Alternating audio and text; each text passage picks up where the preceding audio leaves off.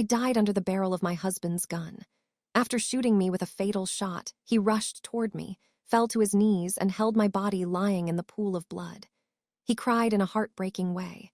I wasn't afraid of dying. I only felt regret that I couldn't go home with him anymore. Adrian Yang, don't blame yourself. You should hate me.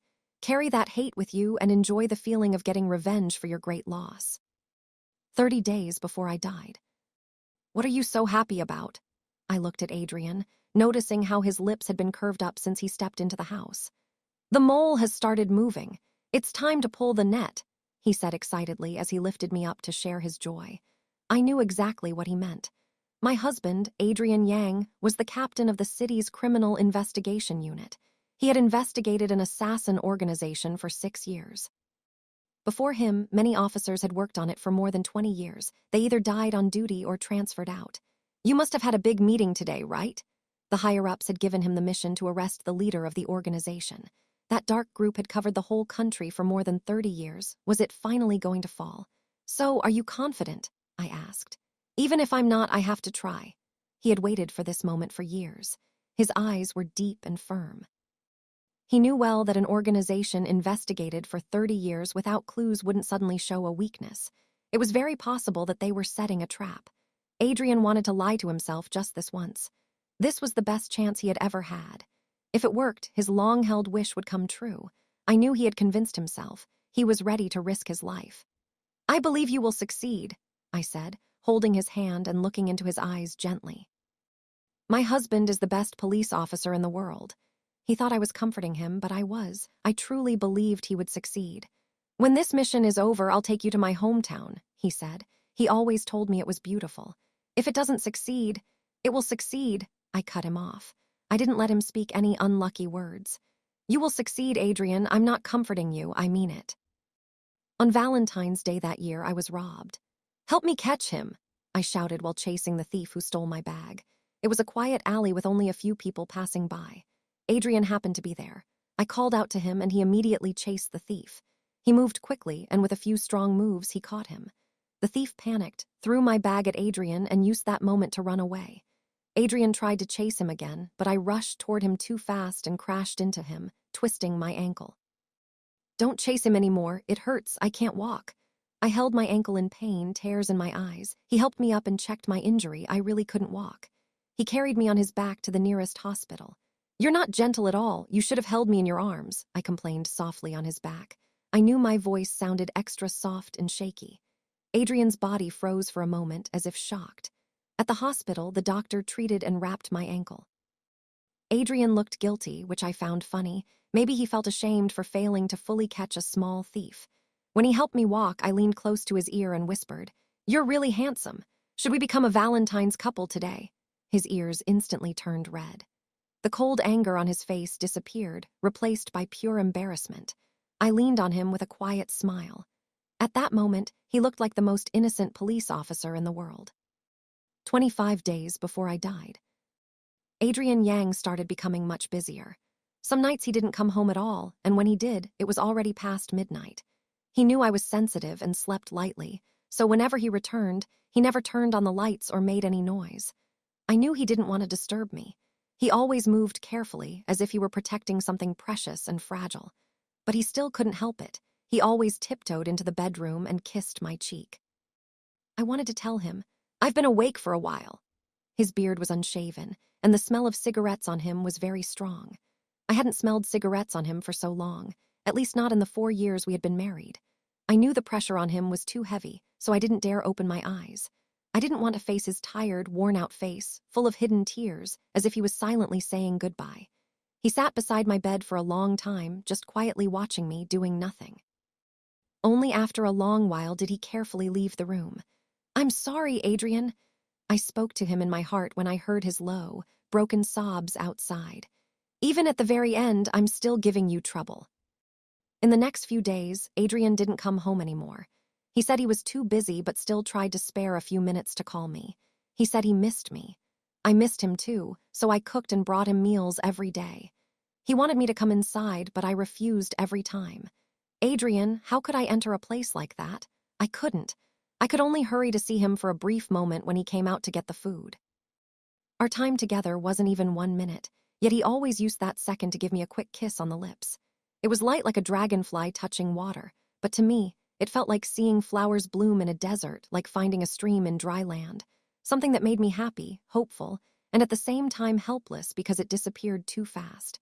After he went back in, I noticed his back still carried weight, but somehow looked a little lighter.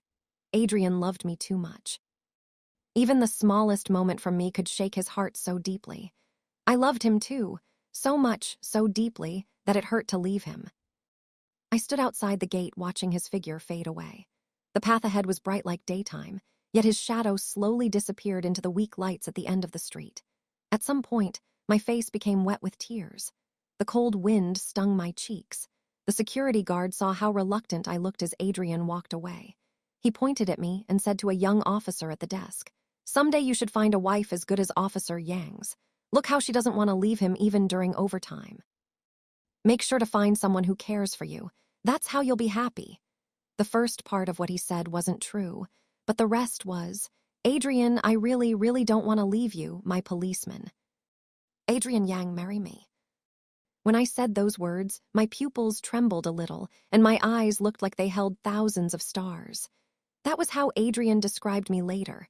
"Myra Sue, aren't you shy at all?" he said. "This line should be said by me, not you." I looked at him. His face was already completely red, and he was clearly filled with happiness, yet he still had to pretend to scold me. 8 months after we started dating, we got married. I went from Myra Sue to Mrs. Yang. Since both of us had no parents anymore, we didn't hold a wedding. We simply posted a small announcement on our social media pages. When we held the 2 red marriage certificates in our hands, Adrian hugged me and seriously told me that I was the woman he was destined to marry. "Look, Myra, Myra. Your name has Myra in it. It means you admire me. Destiny decided we must share the same household book as husband and wife." Yes, Adrian. I really wanted to tell him that my name, Myra Sue, truly existed because of him. Because of his words, I leaned into his chest and smiled. In his eyes, I must have looked very shy at that moment. "But that wasn't it, Adrian. I was laughing because you were so adorable. My cute, silly man." He took me to meet the foster father who raised him from childhood, a police officer at the bureau. His foster father told me that Adrian lost his parents when he was young, and that my appearance was the greatest joy in his life in recent years. He said I was the warm sunlight that shone into Adrian's heart after 25 years of darkness and loneliness. "But Adrian, you were also the only pure and sacred light in my own 24 years of living in shadows without a single ray of sun. You were the light I had to hold on to tightly, never letting go. We were each other's only salvation, weren't we?" 20 days before I died. Adrian Yang was given a short leave because the upcoming mission was too dangerous. His superiors gave him 3 days to take care of personal matters. I understood this was their way of letting Adrian and the officers involved mentally prepare for the possibility of sacrifice. "No, Adrian Yang, you will live." I sat on his lap, holding his face, glaring at him as if my eyes could push away all the unlucky thoughts in his mind. "Yes, I know. I still have to take you back to my hometown," he whispered, burying his face in my neck.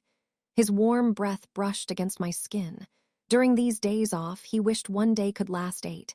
He didn't want to leave me for even a moment.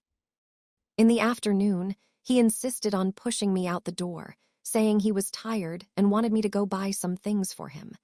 How could I refuse him? I spent the whole afternoon out and only came home when it was already dark. When I opened the door, I saw the surprise he had prepared.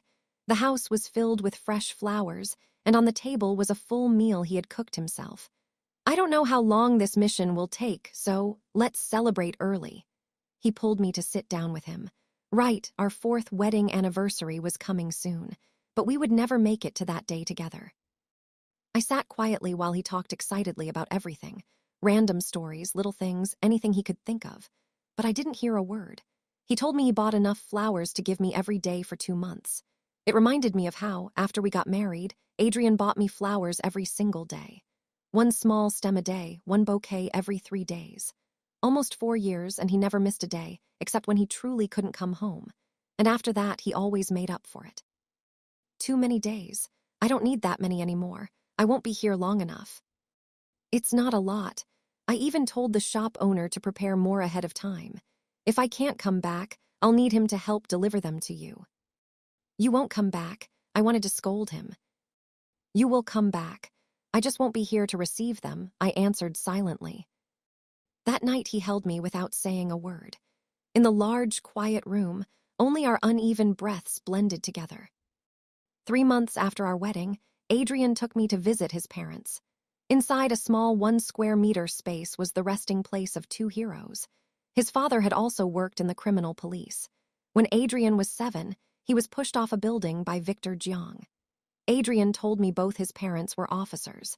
His father had been the team captain investigating Victor Jiang, and that was why he was killed. His mother tried to continue the investigation to avenge her husband, but she also disappeared. Later, her body was found in a lake, tortured so badly she was unrecognizable. Victor Jiang deserved to die, I said through clenched teeth. Yes, he did. Adrian let out a cold laugh. He said he heard that the organization had internal conflict, and Victor Jiang was killed by the foster daughter he had raised himself. Adrian laughed again. After committing so many crimes, it was fitting he died betrayed by someone close. The only thing Adrian regretted was not arresting him with his own hands. Of course, I knew Victor Jiang, the leader of the assassin organization that had ruled the underworld for decades. He died at the hands of the girl he had raised for 12 years. He died miserably, with not even his bones left. I bowed with Adrian in front of his parents' graves. Adrian said, "I've found someone who can love me in their place." I smiled, thinking silently, will they thank me? Maybe they will. I didn't mean loving Adrian. I meant, I will stay by his side. I will love him for them. My dear Adrian Yang, as long as you behave, as long as you stay mine. 17 days before my death. Adrian Yang's body was burning hot. It felt like he wanted to pour all the remaining joy of his life into this one night. I was usually gentle and reserved, yet tonight I completely took the lead, making him unable to pull away from me. My little Myra, since when were you this good? But your husband still has a mission to finish. He can't die in your arms yet. Even in the middle of pleasure, Adrian still found a way to tease me.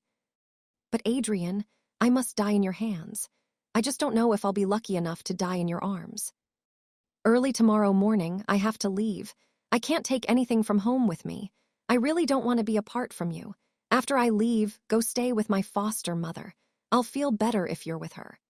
He pulled me into his chest, holding me as if he wished he could hide me inside his body so I could never leave. His foster father had been a close comrade of his real father, also a police officer. After Adrian's parents died, he was the one who took care of him. He would be going on the mission with Adrian this time. I didn't answer. I simply curled up in his arms. If only I could take you with me, I whispered like a spoiled child. When this mission ends, we'll come home together, he said, brushing my hair aside and wiping away the mist forming in my eyes. Okay, I'll wait for you. My voice was barely more than a breath. I heard the quiet choke in his throat. I kissed him so he wouldn't say another word. I knew Adrian too well. He was about to say that if he never returned, I shouldn't wait for him. It was something he wanted to say, yet didn't want to say. So I stopped him. I swallowed that sentence for him. Adrian Yang, I'm a heartless person. I really won't wait for you. And you're home. I would never go there. I treat you terribly. And I'm lying to you again. After our marriage, Adrian treated me so well that it was almost frightening. He fed me until I gained 5 whole kilos. One person from my old circle once joked, "If you don't stop, you'll drown in that man's tenderness." After that, he never spoke again. He never appeared in my sight again. My little police officer, why are you so adorable? I sat on Adrian's lap and smothered his face with kisses. Don't treat me so well, I whispered honestly. I won't be able to let go. You're my wife. I have to treat my Myra well for the rest of my life. I couldn't stop the faint smile, tugging at my lips. After a long silence, Adrian spoke again. His head was buried against my chest, and his sighs were low and heavy with disappointment. I wanted to finish this mission early and take you home. I knew the assassin organization he'd been tracking had always made things hard for him. Every time he found a clue, they forced him to cut it off. Of course I knew. Adrian, my sweet little police officer, taking me back to your hometown won't be easy.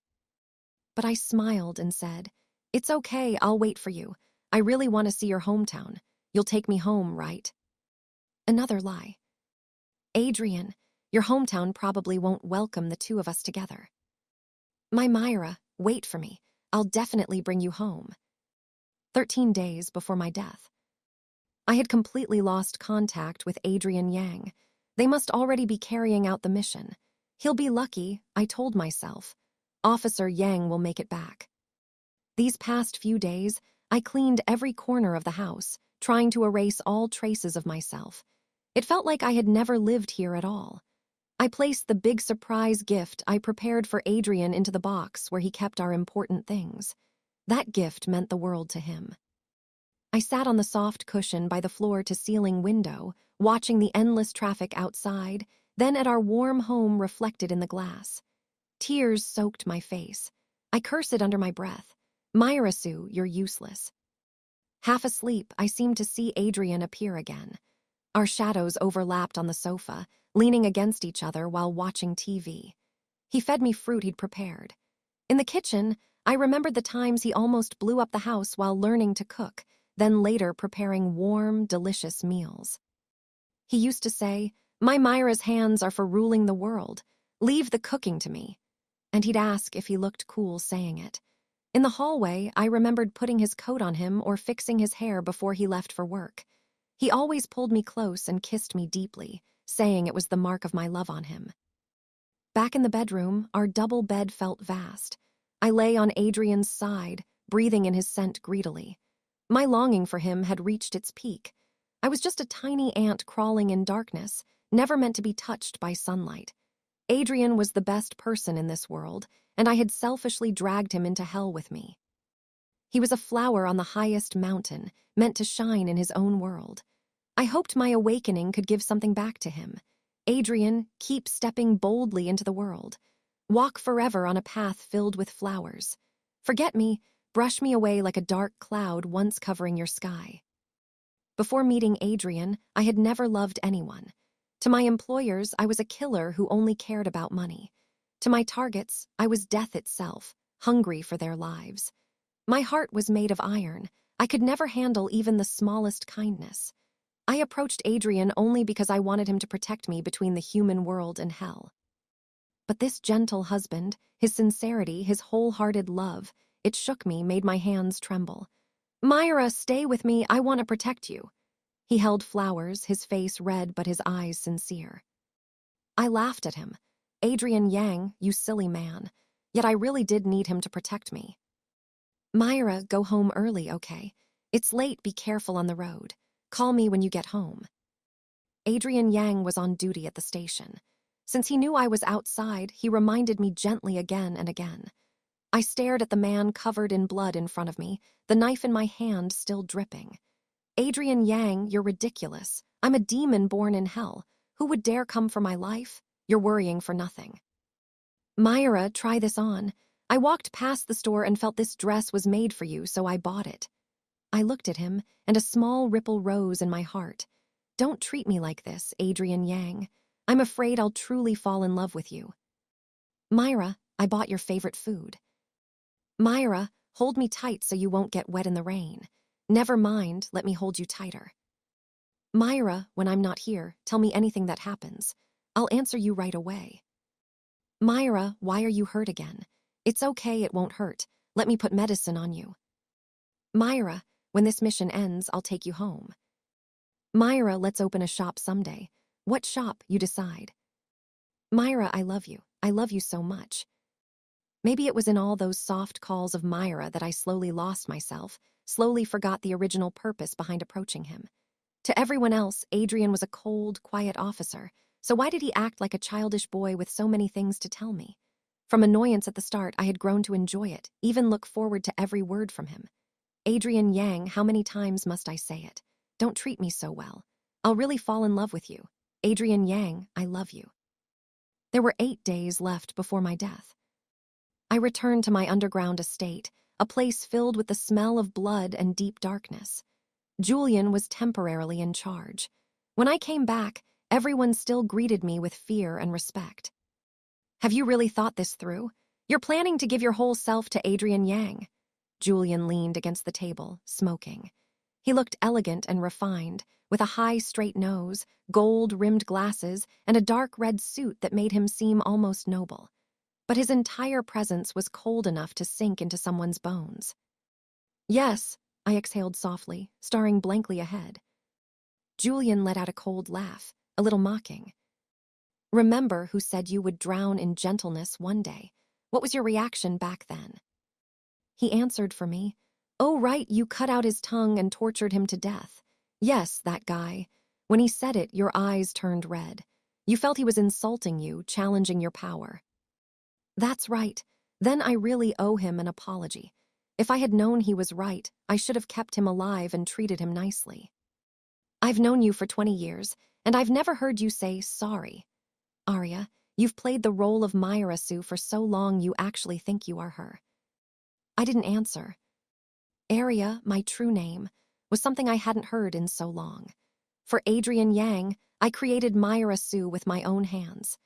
I never thought there would come a moment when I desperately wished I were truly Myra Sue, so I could be the woman Adrian married. Are you sure you want to stay? I asked Julian. If you want to leave, I'll arrange everything for you. No one will bother you, and you won't have to worry about anything for the rest of your life. Julian pressed his cigarette out in the ashtray, smirking. My life was given by you. Whether I live or die depends on you. He looked at me, his long, narrow eyes dark and full of emotion. Being by your side is the greatest honor of my life. Julian was the boy I picked up from a pile of corpses when I was 8. He was around my age. My foster father, Victor Jiang, gathered a group of children and trained them by forcing them to kill one another. The moment I looked down into the arena, I saw Julian. He was thin and weak, covered in wounds that made him look frighteningly fragile. Among the crowd of brutalized children, he stood out as the most pitiful. Victor and I watched from the high platform behind a glass wall as the children fought in that cold, heartless arena. I felt nothing. After all, the training I endured as Victor's heir was far worse than what those children were going through. Julian looked up at me. His eyes were beautiful, too beautiful for that broken body. And behind them, I could see the ambition he tried so hard to hide. That was why he caught my attention. He was like me. I pointed at him and said to Victor, "Give him to me." My face showed no emotion. Victor laughed. If Arya likes him, then let him become your dog, your weapon. From then on, Julian and I lived and trained together. We went everywhere side by side. I wasn't wrong about his ambition. He absorbed everything frighteningly fast and became the sharpest weapon Victor ever created. But he willingly stayed by my side. He never disobeyed me. Together, we were unstoppable. Julian, you're the only one I trust. I looked straight into his eyes. If you want to change your mind, I won't blame you. I paused before speaking again. But if you really regret staying, I only beg you for one thing. Don't touch Adrian Yang. Please spare him. I knew Julian was capable of shaking the entire country if he wished. The fact that he chose to cooperate with me was already more than I ever expected. His expression shifted when he heard my words. Shock flickered in his beautiful eyes, followed by a hint of sorrow. You really love Adrian that much? Adrian Yang is a righteous police officer. He deserves a bright future. He shouldn't fall into hell with me. He gave me peaceful, gentle days, days I never dared to dream of before. I'm very grateful to him. At some point, tears slid down my cheeks. I was the one who ruined his peaceful life. I owed him everything. Arya, I knew you would eventually fall for Adrian, Julian said quietly. I should have stopped you. He lifted his hand and gently wiped my tears with the tip of his finger. I really want to kill him for making you cry like this. His voice was barely a whisper. I didn't know things would turn out this way either. but who could resist my Adrian Yang when he was so dangerously captivating? In the second year of my marriage, I accepted the final mission of my life. As the leader of an assassin organization feared by the entire country, it had been a long time since I personally carried out a job. I decided to do this one myself, like a perfect ending to more than 10 years of killing. The targets were a wealthy couple and their 6-month-old baby. When I pointed my gun at them, they fell to their knees, begging for mercy. I was used to pathetic pleas like theirs. They never moved me. I felt no sympathy, only annoyance. I was nothing more than a weapon that killed for money. Right or wrong didn't matter. I always found it ridiculous when people begged a bloodthirsty killer like me. Seeing that I wouldn't change my mind, they begged me to spare their child. I turned to look at the baby in Julian's arms. The little one wasn't afraid at all. He even smiled at me. Such a bright, innocent face. He was adorable. It made me think, just for a second, how nice it would be to have a cute baby like this with Adrian Yang. The thought made me smile and gently play with the child. "If you like him so much, take him home," Julian said, snapping me out of that foolish fantasy. I looked up at him and narrowed my eyes, lips curling into a cold smile. "Raise him so he can kill us one day." I turned back to the baby. "Right, little one, you'll kill her someday, won't you?" Julian fell silent, reminded of the past. He remembered that when I was 18, I personally killed my foster father, Victor Jiang, the man who controlled the assassin world. Victor claimed he deeply loved my mother. Because he couldn't have her, his twisted desire led him to murder both my parents. My mother once begged him to spare me, just like the woman kneeling in front of me now. Remembering his so-called love, Victor built the image of a devoted man and adopted me when I was 6. He spoiled me, but his training was more brutal than anything he gave the others. He wanted me to be his sharpest weapon, his perfect heir. I stayed by his side for 12 years, acting like an obedient, sensible daughter, nothing more than a killing tool. And the greatest repayment I ever gave him was the moment I turned 18, when I slit his throat myself and made sure not a single bone of his remained intact. Only Julian knew the truth. The knife I used to slit Victor Jiang's throat was the one he personally handed to me.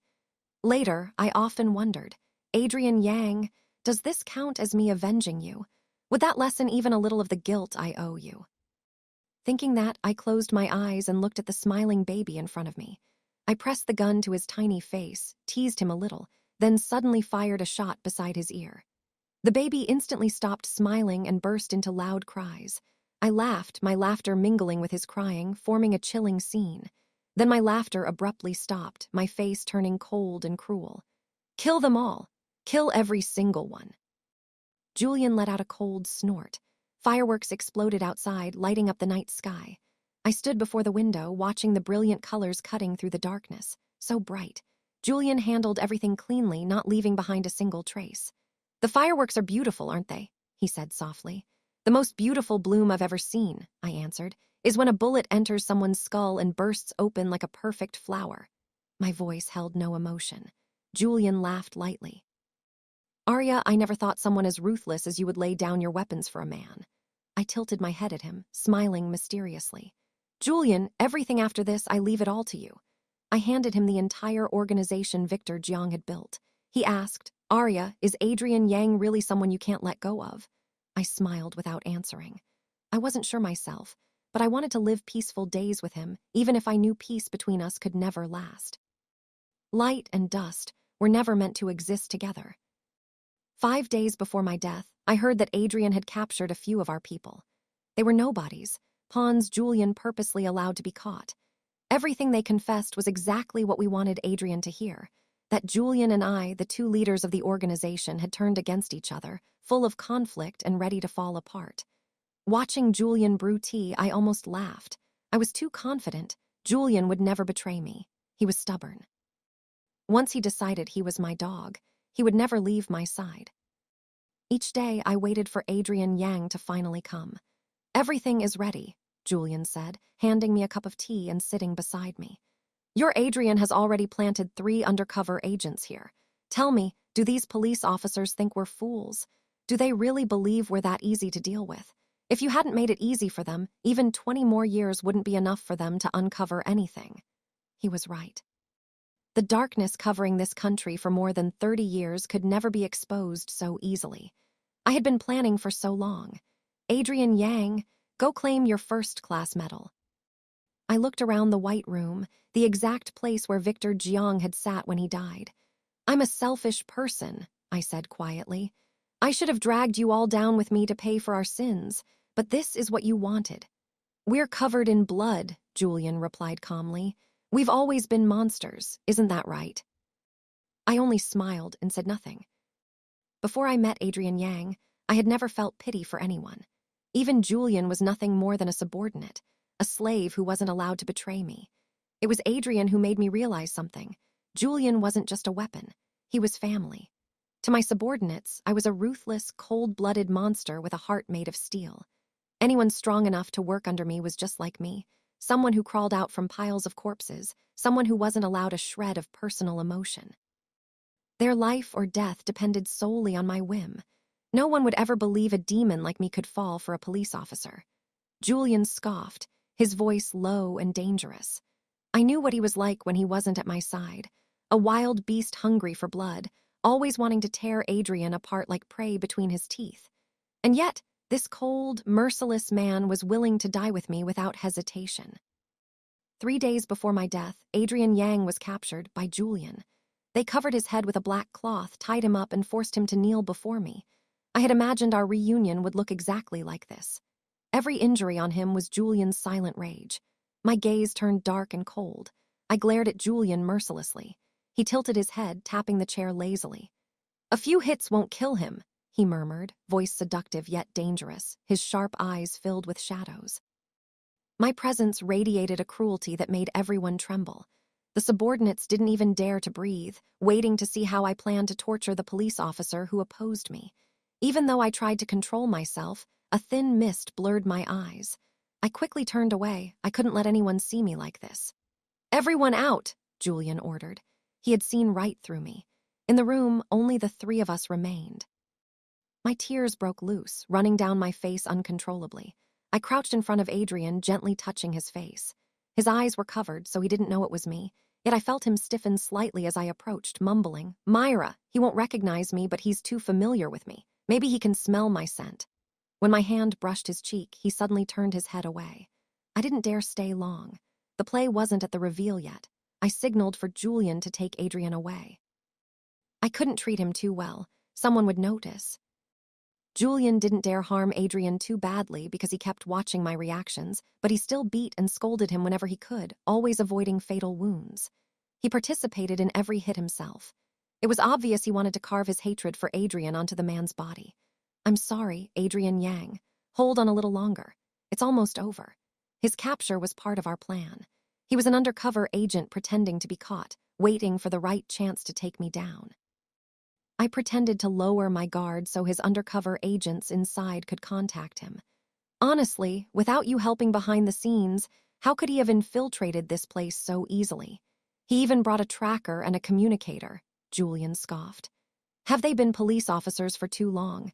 Do they really think their righteousness protects them? Do they really think we're idiots? The day I was meant to die. According to the plan, they brought Adrian to me and removed the cloth covering his head. Sweat soaked his dark hair. Blood and dirt stained his face. He squinted, struggling to adapt to the light, slowly opening his eyes. He knelt before me while I sat on the sofa across from him, though it felt like sitting on burning coals. I forced myself to remain calm, to show only coldness and cruelty. When Adrian finally focused on my face, the shock in his eyes was unmistakable. His expression twisted in disbelief and confusion. Myra, He didn't even know what to say. Knowing him, he must have been wondering if I, too, had been kidnapped by these demons. But I sat there like the one holding all the power, staring down at him without emotion. Meanwhile, Julian lounged beside me, one leg crossed, an arm resting behind me on the sofa, leaning close in a way that looked deliberately intimate. Narrowing his eyes, he watched Adrian with wicked amusement. Julian was clearly taking advantage of the situation, trying to provoke Adrian Yang, and I couldn't stop him now. He truly was a shameless beast. Officer Yang, long time no see, I said, forcing my voice to stay cold and steady. The moment Adrian heard my voice, his whole world collapsed. His body shook, his eyes turned red, and he stared at me as if waiting for me to say, I had no choice. I stepped closer, gaze sharp. Isn't Officer Yang supposed to be impressive? How did you end up in my hands? Confusion crossed his face. What are you talking about? He whispered. Do you really not understand? The 5 districts around me have been trying to catch me for years. Adrian clearly had no idea. Of course you don't. What is it, Officer Yang? After living as my husband for so long, you can't bear to arrest me. Every word I spoke was meant for the police listening behind him. I wanted them to believe Adrian was an undercover agent who risked everything to stay by my side. Untouched, innocent, and clean. I heard movement outside. The police had already surrounded the place. The rope on Adrian's hands was only for show. My deliberate loosened security let the undercover officer here slip him a knife, give him a gun. I leaned back on the sofa and sighed. Officer Yang, if you can't kill me, then I'll have to kill you. I picked up a gun and walked toward him. But before I took more than a few steps, Julian grabbed me, pulling me tightly against his chest. The scent of sandalwood on him knocked the breath out of me. He whispered, The play hasn't reached its climax yet. Don't step in. His eyes softened with a strange mixture of tenderness and final determination, as if he was silently saying goodbye. He took the gun from my hand and sat me down. Then he walked to Adrian, kicked him once, and crouched in front of him. Julian wouldn't kill Adrian, but Adrian would kill him. Every move Julian made was meant to provoke Adrian's love for me, and it worked too well. Adrian's face twisted with fury. Julian pointed the gun at his chest, and both of us waited for Adrian to draw the hidden gun and shoot. A bang echoed through the room. Blood splattered between them. The bullet pierced Julian's chest, blooming into the blood-red flower I always loved on his white shirt. Before he fell, he turned to me. Even in such misery, he smiled in satisfaction. Goodbye. I read the word from his lips. Tears slid silently down my face. Adrian slowly stood up, trembling, and said softly but firmly, Prepare to close the net. The police outside stormed in, breaking the door violently. Adrian Yang, you set me up, I shouted, tears uncontrollable, but the show had to go on. I rushed to the hidden passage and ran to the rooftop. It had long been surrounded, I knew that, but my accomplice was there to help complete the final act. The moment I stepped onto the rooftop, police swarmed in. I knocked down a few officers and grabbed a tall one, pressing my gun to his temple. He was Adrian's foster father, and also my trusted partner. Otherwise, how could I have captured such a high-ranking, skilled officer? With him as my hostage, the surrounding police could only point their guns at me, frozen in place, not daring to make a reckless move. Adrian Yang chased after me with his team, aiming his gun at me. This was exactly what I wanted. Adrian, you have to be the one to kill me. His face was covered in tears, eyes full of despair, his whole body shaking like he might collapse. I laughed, a wild and broken sound. Adrian, you stayed by my side for years just to lie to me, didn't you? Did you enjoy pretending that much? Officer Yang dropped the fake face. You've collected evidence on me for years. Wasn't your goal to take me down? My laughter stopped as I pulled my hostage with me, slowly retreating. Don't move. Get me a car to the pier and I'll release him. They thought it was a threat, but it was part of the script. The police hesitated, weighing risks. Many were waiting for Adrian to shoot. He was the best marksman in the entire unit. But Adrian's gun hand kept shaking and tears ran endlessly down his face. He was forcing himself toward a decision that broke him. Take care of him for me, I whispered to Adrian's foster father. At that moment, he jabbed his elbow into my ribs and pushed me forward. My body fell completely into Adrian's line of fire. Adrian, shoot, the foster father shouted. In that instant, a violent force slammed into my chest. A burning pain spread through me, stealing all strength from my body as the smell of smoke filled my nose. I slowly lowered my head. Beautiful. The blood-red flower I loved most was blooming across my body. Adrian was impressive. He even gave me 2 flowers. They were stunning. I fell backward, blood spraying from my mouth. Adrian dropped his gun and stumbled toward me, pulling me into his arms as I collapsed into a pool of blood. He held me and screamed into the sky, a heartbreaking sound. My breathing had already begun to fade. I struggled to take in air, the world growing numb and distant. I tried to lift my hand to wipe Adrian's tears, but it fell before touching his face, dropping heavily onto the ground. Don't be sad because of me, Adrian Yang. Hate me instead. Live well with that hatred. I couldn't say the words aloud. With the last of my strength, I forced out a few broken syllables. I'm sorry. My voice was faint, colorless, tears mixed with blood on my face. My eyelids grew heavier and breathing became almost impossible. In the haze, I saw Adrian holding me, telling me again about his hometown. He said it was beautiful, that he wanted to show me endless flower fields and a forest where birch and maple trees grew side by side. He said he wanted to live there with me for the rest of our lives, peaceful and happy. He said he dreamed of growing old with me, of having children and grandchildren. I'm sorry, Adrian. I really wanted to go with you, but I can't wait any longer. I died in Adrian Yang's arms, and that was enough. I was happy. Adrian Yang's point of view. I still couldn't believe I had shot Myra with my own hands. My foster father told me that the Bureau had determined I was an undercover agent near Myra for years. He said that no matter the truth, the game was already over. Around me, people praised me endlessly. Leaders, teammates, everyone applauded. They said so many good things that I almost began to believe them myself. But was I really an undercover agent next to Myra?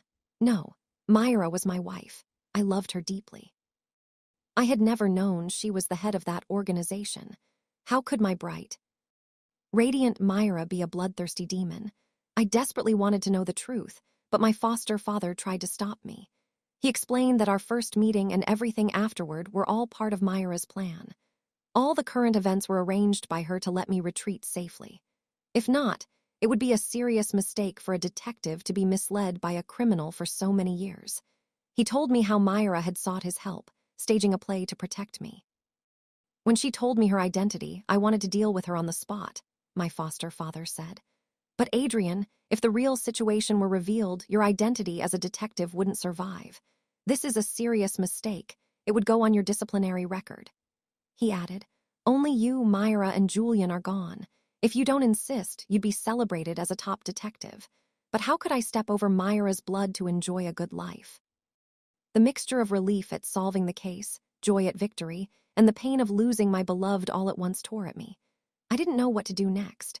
I felt satisfaction at the case's resolution, yet for a moment, I wished Myra had deceived me for life.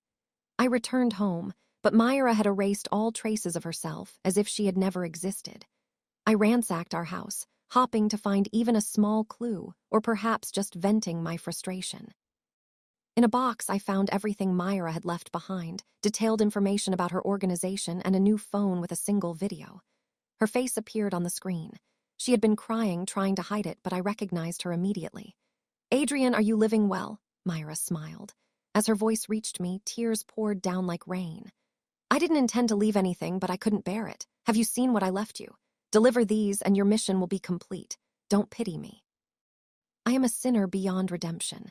Marrying you was part of a long scheme, but loving you was unexpected. I asked my foster father to act in this play with me to fully protect you. You should remain clean. I'm sorry, Adrian. I carry a body stained with blood that once tried to taint you. My name is Arya Sue, but I have never felt the desire like now. I am truly Myra Sue, pure and untainted. My hands are covered in too much blood. Heaven will not forgive me. I will sincerely repent in hell, praying that next time I can be a truly pure Myra Sue by your side. Forget me, Adrian. Hate me, and let that hatred live with you as you enjoy the satisfaction of justice. I am sorry. The video ended, and I cried uncontrollably. I gave everything Myra left to my foster father and submitted my resignation, citing emotional trauma. He tried to scold me. A detective loving a criminal was the biggest mistake. Did I really want to give up a promising future for her? I said nothing. I just wanted to bring Myra home. H letter 1E9 Akai had to bear the guilt. Myra Sue was my wife.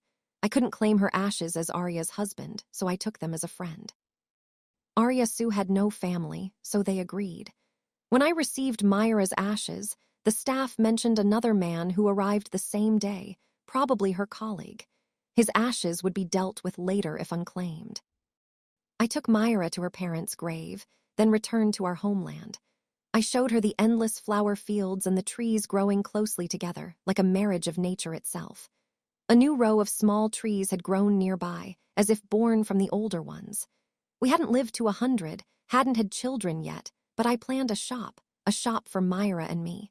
She hadn't told me what kind of shop she wanted. About 2 months later, my foster father brought my medal. He said the documents Myra left had helped the police clear the long-standing veil over the assassin organization, mapping the whole chain. The superiors knew I had taken Myra's ashes, but my foster father used my emotional trauma as an excuse to gain the Bureau's understanding. I was still the most honored person in this operation. They hoped I might consider returning to the force. I saw my foster father off, letting him take the medal. I would live the rest of my life here with Myra. In the next life, I hoped my Myra would only be Myra Sue, the pure wife of Adrian Yang. When I was 8, Victor Jiang murdered my parents. Before that, I had been a rich and carefree child. Seeing that I could be useful, he spared my life and threw me into a training camp with many other children. I always dreamed of revenge, but I had no choice except to obey him and survive like an ant. From others, I heard he had an adopted daughter, well protected, trained as his heir, and about my age. When the children in the camp were locked together and forced to kill each other, I saw her standing on a high platform. I hid all the strength I had trained so hard for and let the others beat and humiliate me. I endured everything while looking up at her with an innocent, weak expression. I gambled everything on one hope: she would pity me. I didn't know how she would treat me, but as long as I could get close to her, I would have a chance to kill my enemy myself. As I hoped, Victor Jiang arranged for me to stay by Arya's side. He told me, "From now on, you are Arya's dog, you will never betray her." I began following Arya everywhere. We endured the harshest training together. Later, I learned she had seen through everything I tried to hide. She said that when she first met me, she thought my eyes were beautiful, but beneath them she could see ambition, the same ambition she had. We grew closer until we became bound to each other, the only people we could rely on without fear of betrayal. My feelings slowly changed. Even I couldn't control it. I seemed to be in love with her. At 18, Arya killed our shared enemy with her own hands, using the knife I gave her. She took Victor Jiang's place, while I helped her destroy every obstacle. Anyone who tried to drive a wedge between us was crushed by me. We had no secrets, but Arya once told me that if I ever betrayed her, she would still kill me. I laughed and said she was cruel, but I would never betray her. I wanted to stay by her side forever, even if our relationship never changed.